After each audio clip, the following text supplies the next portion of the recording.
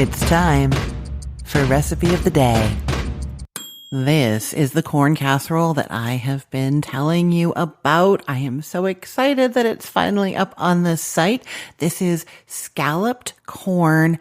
And, I had it at a Friendsgiving dinner last year and I was like, what is this? I love it. And they said, oh, it's scalloped corn. And my brain just didn't process at first, scalloped potatoes, except it didn't taste like scalloped potatoes. It was nothing like scalloped potatoes. It is not like scalloped potatoes. It is just called that. It is the name given to this particular corn casserole. How is it different from other corn casseroles? So corn pudding is quite similar. It has a similar custard-like base with cream and eggs to this one, but corn pudding doesn't usually have a topping. And this one is like a Ritz cracker or butter cracker cheesy topping on top. And the cheese is not always present in corn pudding either. So that makes this different. And then of course, there is the very popular Jiffy corn casserole, which is cheesy like this one, but that one is held together with that cornbread mix, the Jiffy cornbread, and not with the egg mixture that this one has. So it's almost kind of like a hybrid between the corn pudding and the Jiffy corn casserole. I don't know. It's really nice. It's got a nice custardy texture, sweetness from the corn, and then all that buttery cheesiness. Really, really good. And I will tell you, this version of the recipe, I tried a bunch of different things, but I was trying to really simplify this.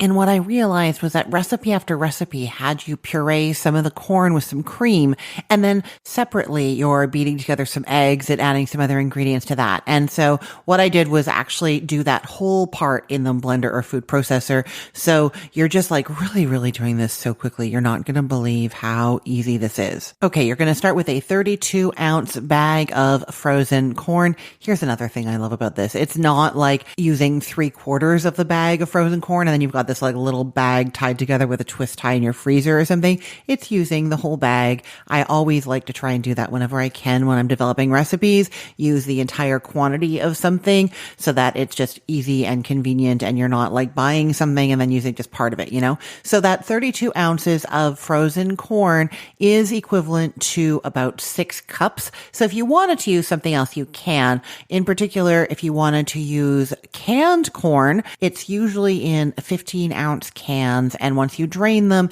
you get about 2 cups from a can. So you'll want 3 15-ounce cans of corn drained well. Alternatively, you can use fresh corn, as in corn on the cob, but you need quite a bit of it. So from a typical medium-sized cob of corn, once you cook it and scrape the kernels off, you get about half a cup of corn. So you would need 12 cobs. But if you grow your own corn, or you have a nice neighbor who gifted you some, or it was on sale and you bought a lot at the grocery store, it's a great option. You just have to cook it. I will say for this many cobs, boiling or grilling is going to be the easiest thing because you can do a whole bunch at a time, but you can also do it in the microwave. I would do 6 cobs at a time in the microwave.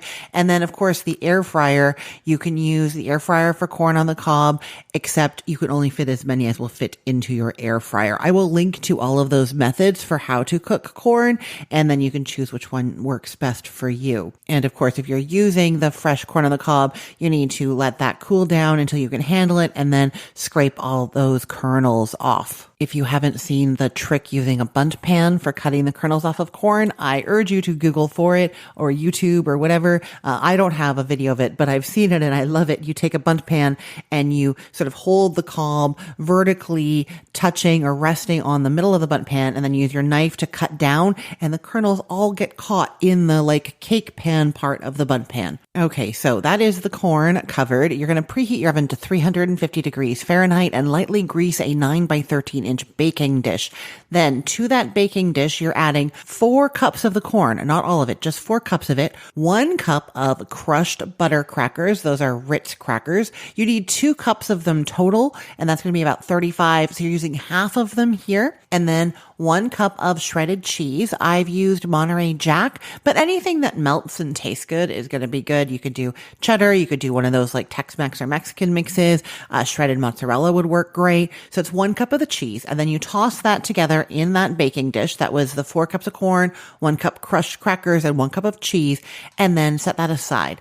Now, this is where we get out our food processor or blender, and to that you're adding the remaining 2 cups of corn, 3 large eggs, 1.5 cups of half and half. You can instead use whole milk or evaporated milk or even heavy cream if you wanted. That was 1.5 cups of whichever dairy you are using, plus 1.5 teaspoons of salt and half a teaspoon of black pepper. Now, I also add a couple of other seasonings to this, just a little bit for that little background flavor, but I will tell you that most recipes for scalloped corn casserole don't have these. So if you want it to be super, super classic, you could skip them. If you want to go crazy, you can add more. It's half a teaspoon of smoked paprika and a 1/4 teaspoon of cayenne. So see, it's just that tiny little bit, but it does add a nice background flavor, and both of those go so well with corn, right? Okay, you're going to pulse all that together. So it was like 2 cups of corn with the eggs and the dairy and the seasonings, and you're pulsing that until it's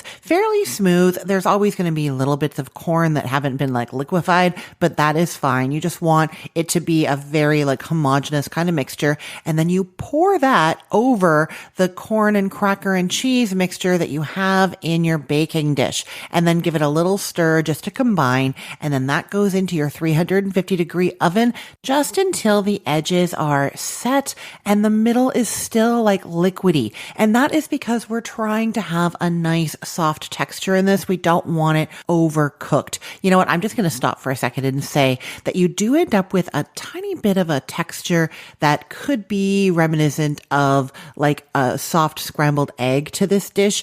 And that is because we're basically cooking an egg custard at 350 degrees Fahrenheit. That is how the dish has been served to me. And that is how the different recipes that I've looked at online all seem to be also. I did experiment with cooking it at a lower temperature at 300 to try and get it just a little bit smoother, and it kind of worked, but I don't think it was the effect that we're supposed to be getting from this casserole. So I am sticking with the original 350 degrees Fahrenheit. So that was until the edges are set, but the middle is still like wet and jiggly. It's about 30 to 35 minutes. While that is cooking, you're going to get out a medium bowl and you're mixing together the remaining 1 cup of those crushed butter crackers, the Ritz crackers, with another cup of the shredded cheese and 3 tablespoons of melted butter. I've used unsalted here because there's quite a bit of salt in the corn mixture and also in the crackers, but it's going to be negligible if you have salted butter. So you're mixing together the crackers with the cheese and the butter,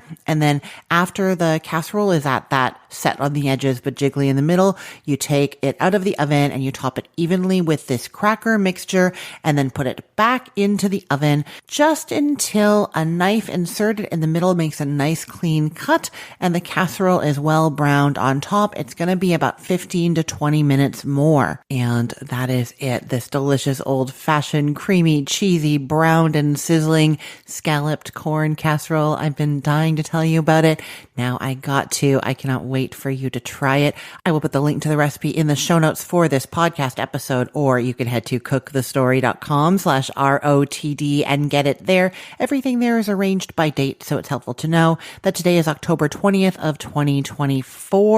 And I would love to remind you that if you make this recipe and love it, or if you have in the past or the future make or made any of the recipes from either of my sites, Cook the Story or The Cookful, and you loved them, please go back and leave a comment and a 5-star rating. The comments really help me know what you're liking and let other people know what you've changed, what you've done, what you liked about it.